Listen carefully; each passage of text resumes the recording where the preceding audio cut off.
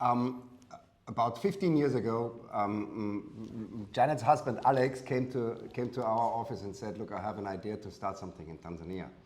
And we said, "Well, that's excellent, and it sounds like a fantastic idea, but we can't start straight away because we are working with donor money, and we need to see how you work, and you have to be an established organization and so on and so forth. But keep me in the loop, and maybe we can work out something later on down the line." And he did that. And 4 years ago, he came with a very interesting, very clever idea, and I said, "Let's see if we can find the support for this." It's been a good collaboration ever since. Yes, thank you, Benedikt. And I remember the first time where Alex met you and presented the ideas. That time we did not even have an organization in place, so it was just some good ideas, of course, and we are very happy that you still kept in touch. And when we had collected quite some experience with SAT and the projects we've been doing in Morogoro, then we thought, okay, why not try to scale and maybe go to another region. And there it was good that ICEP was open to explore and go on this collaboration together, because in the new region of Dodoma, where we started the collaboration 4 years ago with ICEP, with the women of Dodoma, and the condition of the area, which is relatively much drier than Morogoro, but also with most of the households of Dodoma being female-headed households.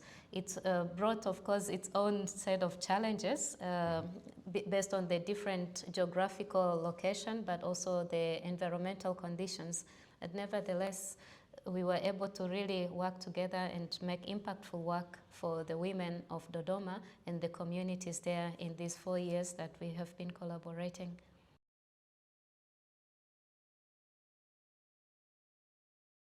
Yes, so in 2019, the project called START, and so it meant we had a team going into Dodoma, and also we had Benedikt come to Tanzania, of course, as part of the support, but also to see how we're planning to implement the project.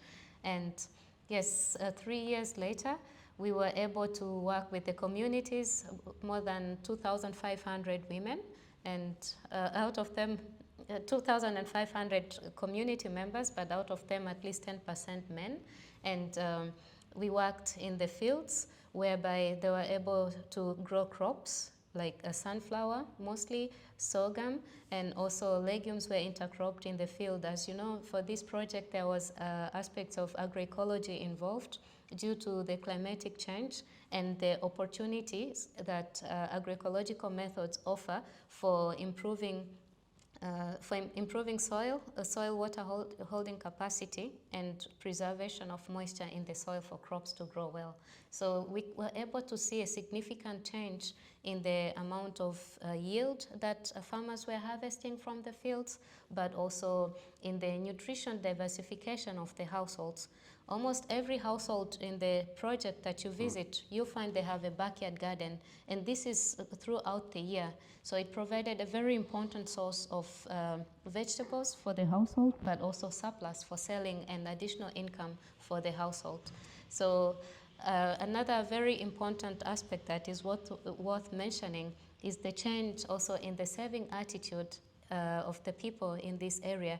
So previously they were not making any savings, and even small savings on a weekly basis was not a regular thing. But by the 3rd year of the project, really savings were so significant, and also women taking up opportunities for investments in small businesses in their communities based on opportunities that are available there. For example, making baobab, value-added baobab, or making soap, and opening small shops in the villages. These were really taking place, and we could see this with our own eyes, and it was major impact of the project, that not just improving the skills and know-how of farmers in farming and working on the soil, but also the other economic activities and improvement of the women, but also the overall community.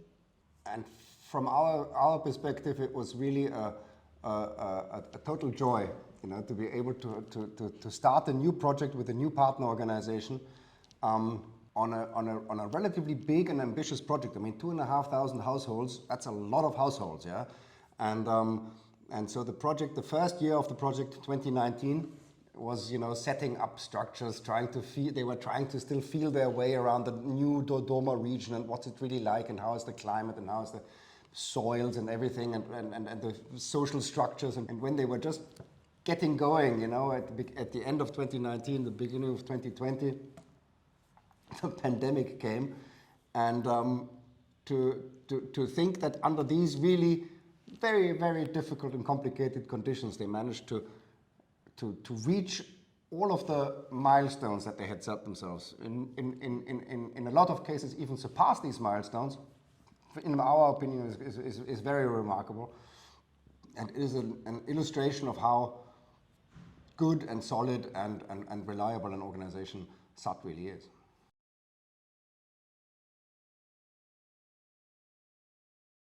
So the second phase is going to work on getting farmers into cooperatives, so where they can, the different groups, so because now the farmers are organized in groups. In the second phase, we will enable the groups to form cooperatives, and when they have cooperatives, it means they can sell together, they can market together the products that they harvest, but also they have possibility to even maybe get common items, for example, an infrastructure, for example, a machine for milling and extracting, milling maize or sorghum, or a sunflower oil extracting machine as a cooperative, compared to how they are organized in groups. And also, we plan, of course, to further strengthen and grow the crop production. And also there is the aspect of getting some farmers get certified and linked to not consumers, but to businesses that are doing organic products. So they can really sell products as organic products and benefit with additional maybe premium prices and better, even more incomes than normal, if that is a possibility. And there is also the water situation, which is very critical in Dodoma. Now, Dodoma is a semi-arid area, so in this phase also we try to work on water harvesting, and there is experiences which ICEP has also from other projects they have been supporting, and also we make cross-learning here, and we plan to have water harvesting, rainwater harvesting for the women and communities in Dodoma, at least as a pilot during this second phase of the project. Yeah. Yeah, and from our perspective, it makes a whole lot of sense to in phase one start working with the farmer families, to start working with the women of the farmer families, and to seek to increase and improve production, growing crops and taking care of the animals that you have. To then in the second phase concentrate on, but how am I actually going to market the surplus that I have, that I don't need for my own consumption?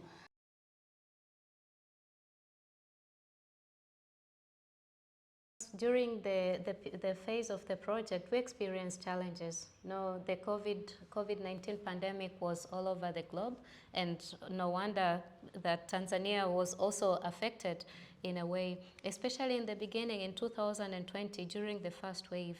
We had to, it was quite a shock because, yes, it was not expected that it would come and it would really affect the way of life, the way of movement, the way of gathering. And most of our trainings really depend on face-to-face. We work with face-to-face. Our trainings are practical and face-to-face with the farmers on the ground.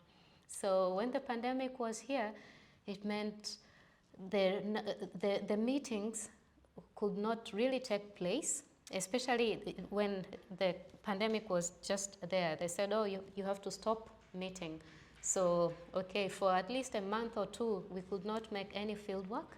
And so it was a shock also for the farmers. The farmers also could not meet because we told them it's dangerous to meet, we should avoid meetings.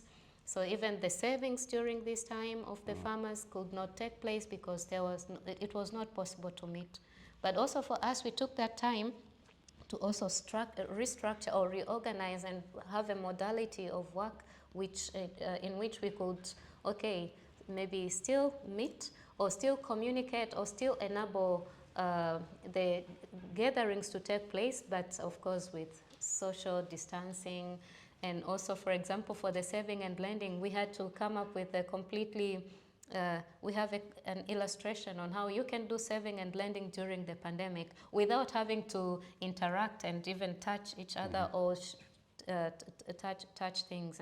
So we prepared and illustrated that, and we started using this and encouraged groups to use this approach so they still are able to save and continue with implementation of various activities even in this critical time where we have the pandemic.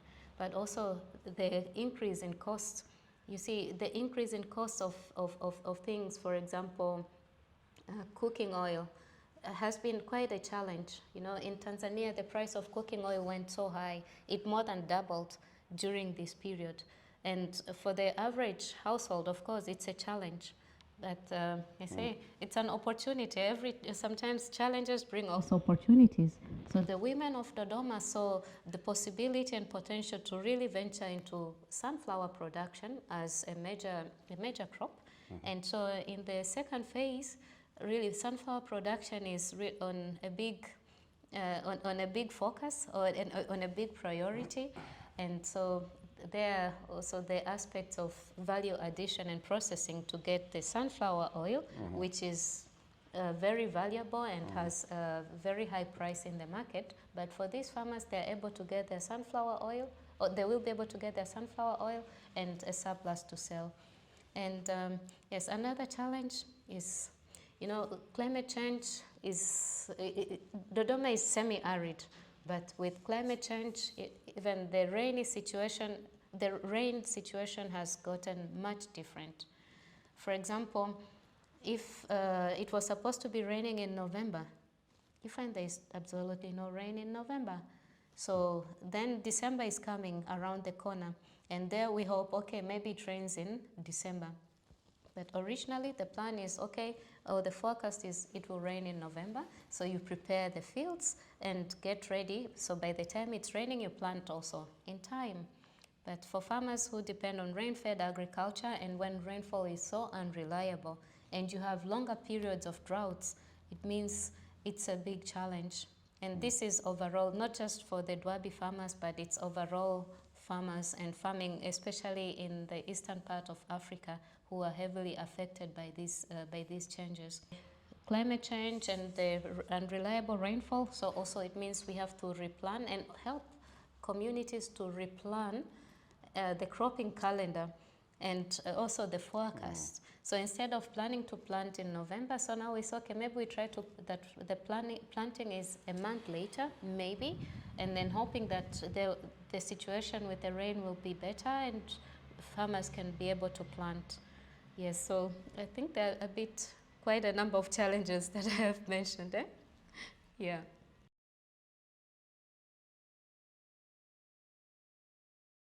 In terms of our collaboration with ICEP, we were able to, I don't call it benefit, but we were able to, especially the setting up of milestones, project milestones, and which I say was very, very, very crucial. Thank you very much for this format of project milestones.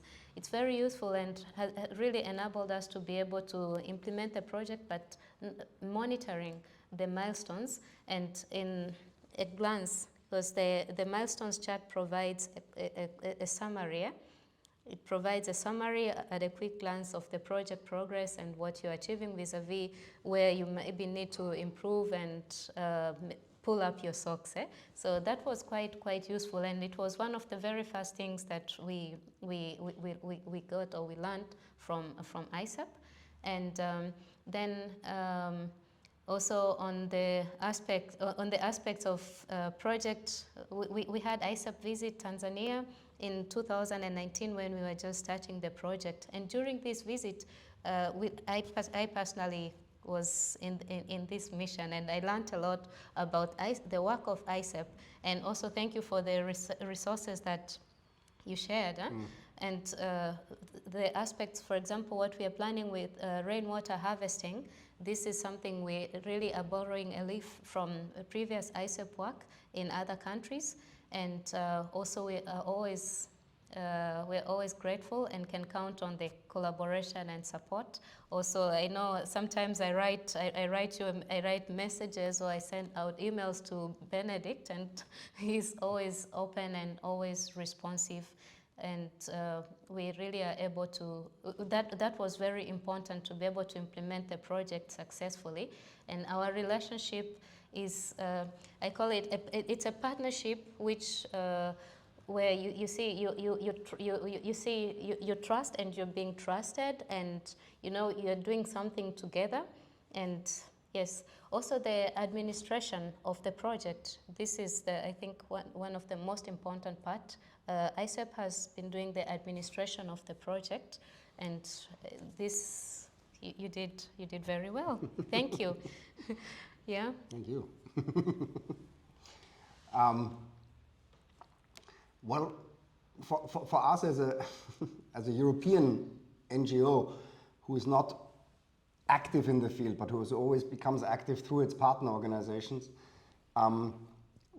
we very much feel that the value that we add to a project is the lessons we learn from other partners that we then can bring into new projects and new partners. But this exchange, we feel, is very, very, very valuable to our local partners. And in the case of SAT, we were very happy and very lucky in a way to have an organization that is very constructive to work with. And we are more or less the in between the local partner organizations, the facilitator and the know-how exchanger. And so it's great to be able to work with an organization like SAT, because they are a willing receiver of new know-how, they are open to receive new know-how, and they are so well organized and so well structured, and as an organization so proactive and willing to try out new things, that they become a supplier of new ideas that we can then take and pass on to other project partners in other semi-arid regions. Or in terms of social organization, it's really not a question of climate or culture, but there are a lot of lessons that you can exchange here.